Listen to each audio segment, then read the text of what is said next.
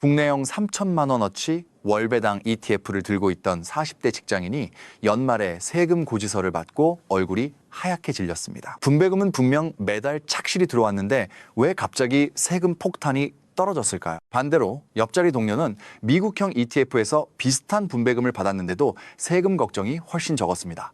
같은 월배당인데 무엇이 이 두 사람의 계좌를 갈라놓은 걸까요? 오늘 이 영상을 끝까지 보시면 앞으로 여러분이 ETF를 고를 때 분배율 숫자보다 먼저 확인해야 할 단 하나의 기준이 분명해질 겁니다. 그리고 영상 마지막에는 국내형과 미국형을 어떤 비율로 나눠 담아야 세금을 가장 덜 내는지 그 판단 기준을 정리해드리겠습니다. 운용사와 증권사가 상품을 팔 때 절대 앞세우지 않는 이야기를 저는 여러분 대신 말씀드리려 합니다. 이 이야기가 도움이 되신다면 구독과 좋아요로 함께 해주세요. 그게 이 채널이 계속 솔직할 수 있는 힘이 됩니다. 이제 본론입니다. 여러분 혹시 이런 경험 있으신가요? 노후를 위해 뭔가는 해야겠다 싶어서 유튜브나 증권사 앱에서 월배당, 분배율 12% 이런 문구를 보고 마음이 움직였던 적 말입니다. 40대는 아직 은퇴가 멀어 보이지만 사실 자산의 뼈대를 세우는 가장 중요한 시기입니다. 지금 어떤 그릇에 돈을 담느냐가 20년 뒤 여러분이 세금으로 얼마를 빼앗기느냐를 결정합니다.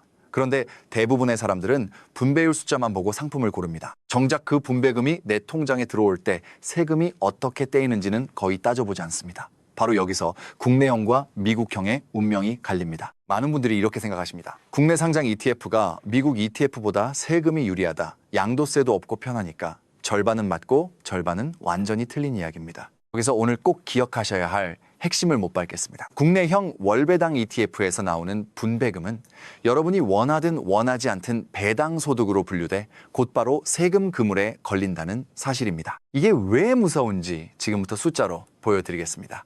여기 1억 원이 있다고 해보겠습니다. 국내형 월배당 ETF에 넣었고 연 분배율이 8%라고 가정하겠습니다. 그러면 1년에 800만 원, 매달 약 66만 원이 분배금으로 들어옵니다. 그런데 이 분배금에는 배당소득세 15.4%가 자동으로 붙습니다.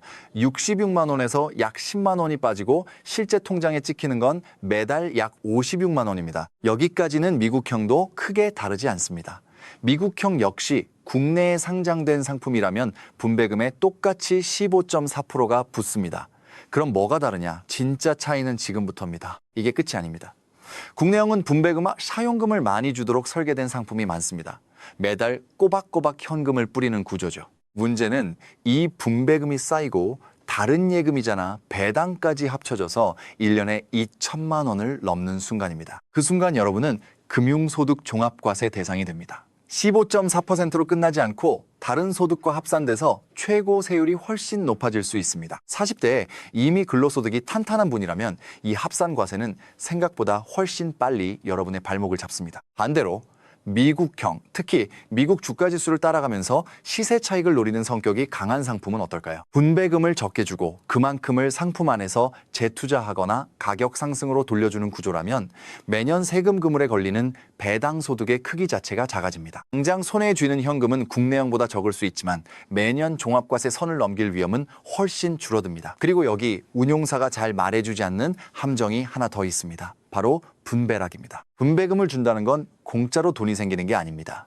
분배금을 주는 날 그만큼 ETF의 기준가격, 즉 NAV가 떨어집니다. 쉽게 말해 내 지갑에서 10,000원을 꺼내 오른손에서 왼손으로 옮기고는 배당받았다고 좋아하는 것과 비슷할 수 있다는 겁니다. 그런데 이 옮기는 과정에서 세금 15.4%는 꼬박꼬박 떼입니다. 분배율이 높다고 무조건 좋은 게 아닌 이유가 바로 이겁니다. 높은 분배율이 사실은 내 원금을 헐어서 돌려주면서 세금만 더 내게 만드는 구조일 수도 있으니까요. 그러면 40대인 우리는 어떻게 해야 할까요? 지금부터 당장 적용할 수 있는 3가지 기준을 드리겠습니다. 첫째, ETF를 고를 때 분배율 숫자를 가장 먼저 보지 마시고 이 분배금이 나를 종합과세선에 얼마나 빨리 밀어붙이는가를 먼저 계산해 보십시오. 연 금융소득이 2천만 원 이선을 기억하시고 내 전체 금융소득을 한 번 더해보는 겁니다. 둘째, 세금을 미룰 수 있는 계좌를 적극적으로 쓰십시오. 40대는 아직 시간이 있으면 연금 계좌나 개인형 퇴직연금 같은 절세 계좌 안에서 월배당 상품을 운용하면 매년 떼이던 15.4%를 당장 내지 않고 나중으로 미룰 수 있습니다. 세금을 미룬다는 건 그 돈이 계속 일하게 만든다는 뜻입니다. 이 차이는 20년이 지나면 어마어마해집니다. 셋째, 국내형과 미국형을 한쪽으로 몰지 마시고 성격에 따라 나누십시오. 당장 생활비 현금 흐름이 필요하면 국내형 분배 상품의 비중을, 아직 자산을 불려야 하는 시기라면 시세 차익 성격이 강한 상품의 비중을 두는 식으로 목적에 맞게 배분하는 겁니다.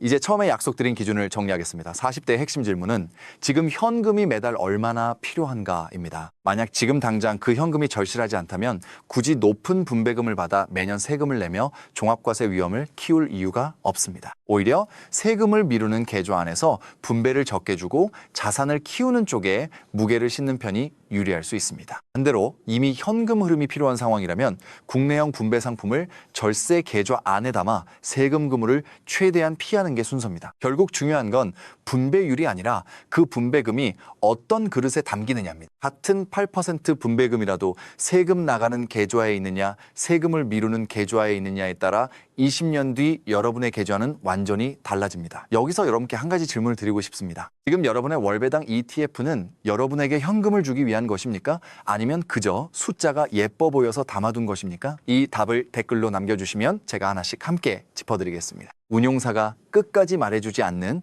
이런 이야기가 여러분께 도움이 되셨다면 좋아요 한번 눌러주세요. 그 작은 클릭이 다음에도 제가 솔직한 이야기를 이어갈 힘이 됩니다. 여러분의 40대가 세금에 휘둘리지 않는 든든한 10년이 되길 바랍니다.